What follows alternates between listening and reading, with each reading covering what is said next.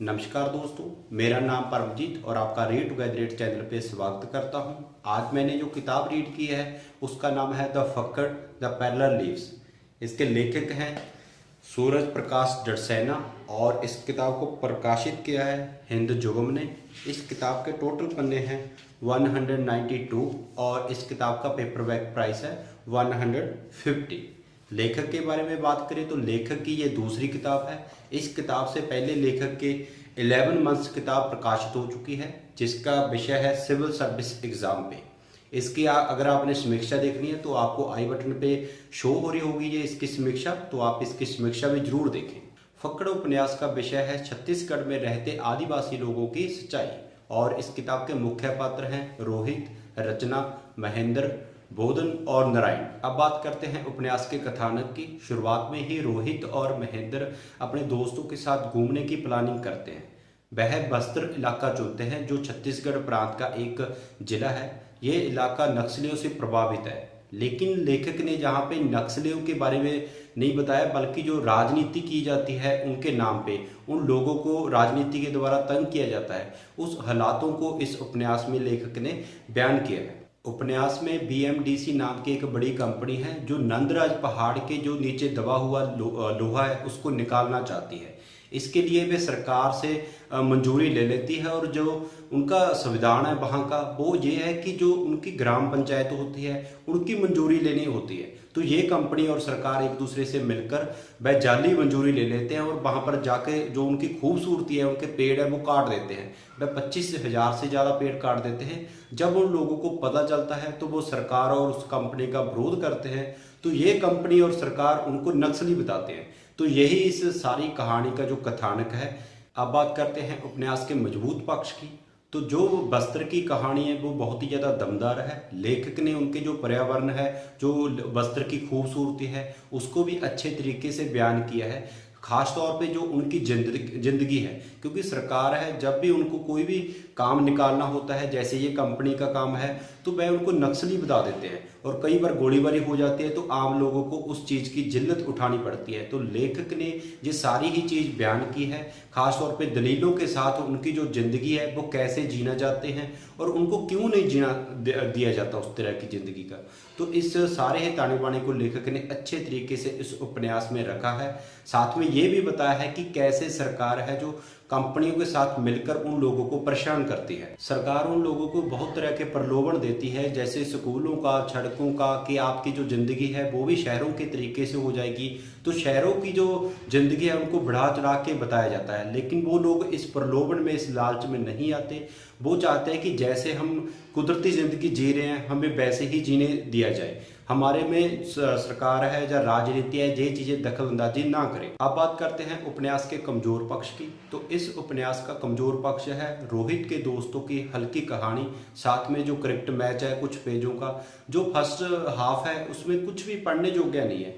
तो लेखक ने इस जगह पे बिल्कुल भी मेहनत नहीं की और अगर लेखक चाहता तो इन दोस्तों की जो हल्की कहानी बताई है उसको छोड़ सकता था। जो नक्सलियों की कहानी है उनको इसमें ऐड कर सकता था और जो आदिवासी की ज़िंदगी है उसको भी और उसमें ऐड कर सकता था। उनकी भी कैसे वो जीते हैं, क्या खाते हैं, उन सब बातों को वो ऐड कर सकता था। इससे क्या होता कि जो इनकी किताब की लेंथ है 192, इसमें से 30-40 पेज और कम हो जाते और कहानी की रफ्तार बढ़ जाती। तो मुझे लगता कि उपन्यास का ये बहुत ज़्यादा कमज़ोर पक्ष है।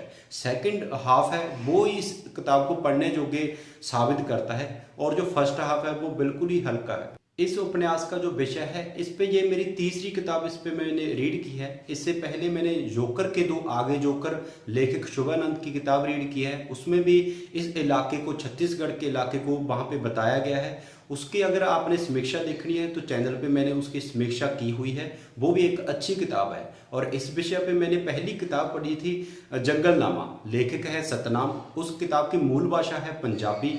अगर आपने इनकी जिंदगी बिल्कुल करीब से देखनी है तो वो किताब सबसे ज़्यादा बेस्ट है इस विषय पे। अगर आपने शोध करनी है या कुछ भी सर्च करना है तो वो किताब आप जरूर रीड करें, जंगलनामा, लेखक सतनाम। उपन्यास की भाषा की बात करें तो लेखक ने सरल हिंदी का प्रयोग किया है, साथ में ही कुछ पात्रों के लिए छत्तीसगढ़ भाषा का भी इस्तेमाल किया है।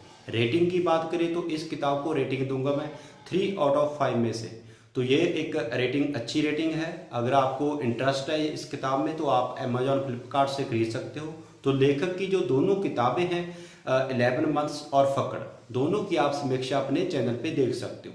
लेखक की अगली किताब के लिए मैं अभी से ही शुभकामना दूंगा और साथ में ही ये उनको रिक्वेस्ट भी करूंगा कि जब किताब वो पब्लिश करवाते हैं उनसे पहले वो एक दो आपके जो दोस्त हैं या जो पब्लिशर है वो अच्छे तरीके से पढ़े, ताकि जो इसमें रिमूव किया जा सकता है उसको रिमूव किया जाना चाहिए। ये नहीं होना चाहिए कि मैंने इस किताब की लेंथ है जो इतनी रखनी है। आपकी चाहे किताब में 70 पेज हो चाहे 100 पेज हो, बट वो दमदार कहानी होनी चाहिए, दमदार क्वालिटी के साथ आप आओ। ये नहीं हो कि आपकी जो लेंथ है 200, 250, इनका कोई फायदा नहीं। अगर आप मेरे से ये पूछोगे कि दोनों किताबों में से कौन सी बेस्ट है, तो मुझे 11 मंथ्स ज़्यादा अच्छी लगी। लेकिन ये किताब पे लेखक की मेहनत जो लेखक ने की है उसका साफ पता चलता है। लेकिन जो इसका फर्स्ट पार्ट है उसने थोड़ी सी किताब में गड़बड़ कर दी। जो सेकंड पार्ट है इसका बहुत ही ज़्यादा अच्छा है। वहाँ पे लेखक ने जो भी वहाँ पे सर्च किया है वो आपको साफ पता चलेगी। तो लेखक की इस मेहनत का भी आप मूल्य जरूर दीजिए, उनको फीडबैक दीजिए इस किताब को पढ़ के।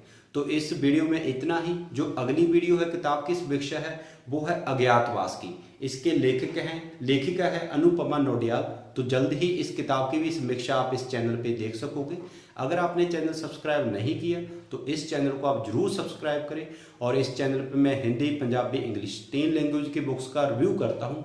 आपके जो भी सवाल हैं या जो भी आप इस वीडियो में सुधार करना चाहते हो या आपको कमियां लगती हैं तो आप फीडबैक द्वारा अपना संदेश मुझे भेज सकते हो। जहाँ मेरा कॉन्टैक्ट नंबर भी आपको डिस्क्रिप्शन में दिया होगा, ईमेल दी होगी, तो उस पर भी आप मेरे साथ कॉन्टैक्ट कर सकते हो। तो आज की वीडियो में बस इतना ही। मिलते हैं जल्द ही किसी और वीडियो में। जिंदगी जिंदाबाद।